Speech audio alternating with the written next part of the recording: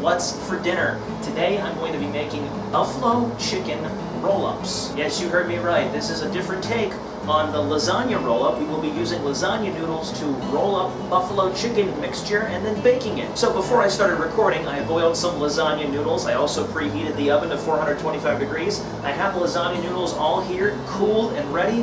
Now we're going to make our first of two mixtures. We have a cheese mixture and then a chicken mixture. So to start, we're going to make the cheese mixture first.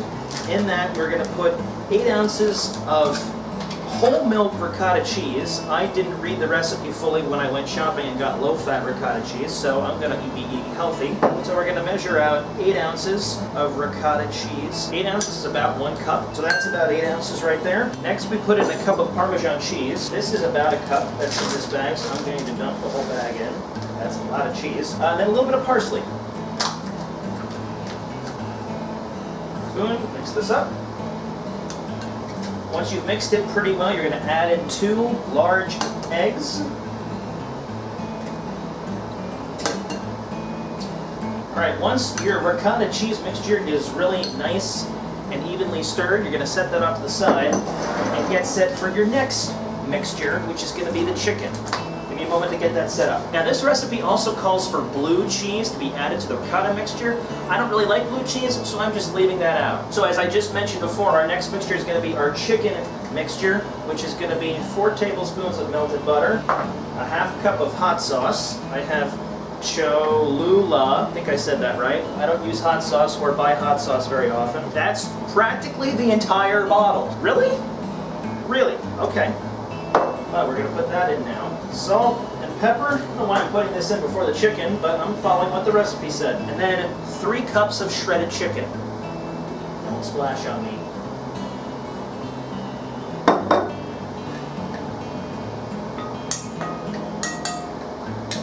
So once the chicken mixture is evenly mixed, you're going to add the cheese mixture to it. So right about now we're going to dump in the ricotta cheese mixture. Be afraid.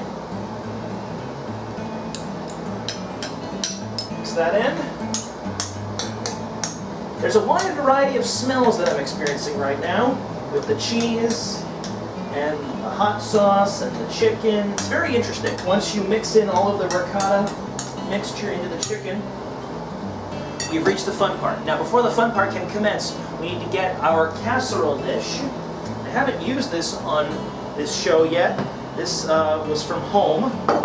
So this will be the inaugural run of this casserole dish. What you're going to do with your casserole dish is you're going to take some marinara sauce, about like a cup of marinara sauce, and you're going to line the entire inside of your casserole dish with marinara sauce.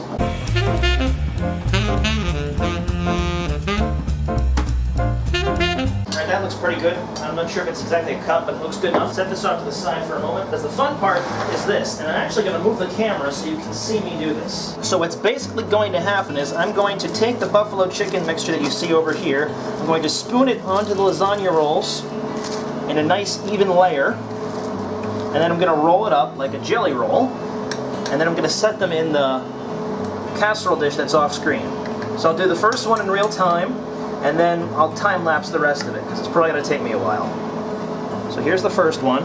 There's 8 altogether. You want to make sure that the lasagna noodles are cooled completely. Well, not completely, just cooled before you do this. So just like that. Now, you're going to roll it up. This is a very tedious process. You need to be very patient when it comes to creating these. There's one. Now I'm going to take this and put it over into the casserole dish. You're going to put them seam side up, meaning when you roll them up, you're going to put them so that you can see the swirl. Alright, the rest of this is going to be time-lapsed. So enjoy.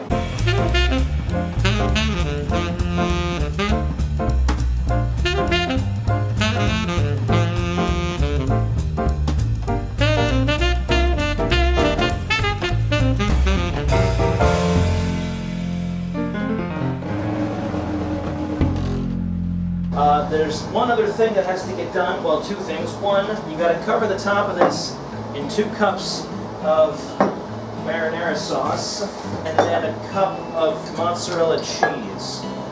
So cover the top of this. Add a cup of mozzarella I put a little more on. I'm a huge fan of mozzarella. All right, and then the last thing you do, cover it with foil, and you bake it for 20 minutes.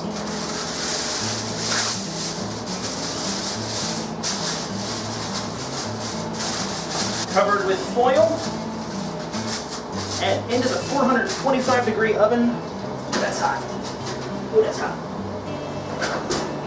All right, now I clean up my mess. All right, it's been about 20 minutes. I'm gonna go and take the casserole dish out of the oven.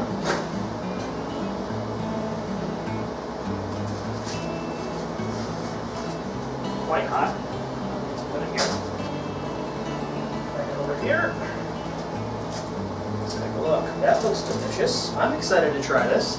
So let's do that. So the roll-up part of it kind of just fell by the wayside. All right, here we go. Moment of truth.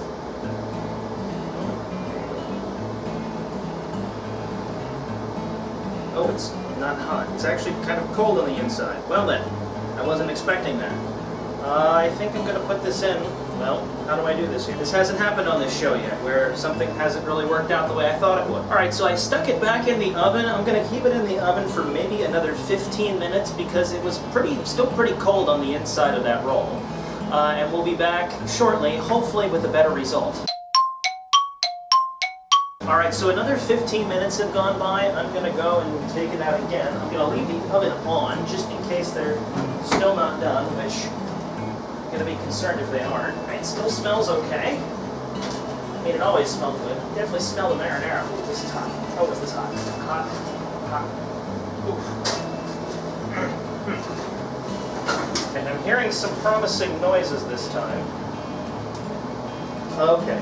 This looks slightly more promising than it did last time. I'm going to try to extract the one that I put back in, and then we'll go from there. All right, so this was significantly hotter, it seemed, when I brought it out the second time. So it was making noises too. So I'm hoping that it's better. It is.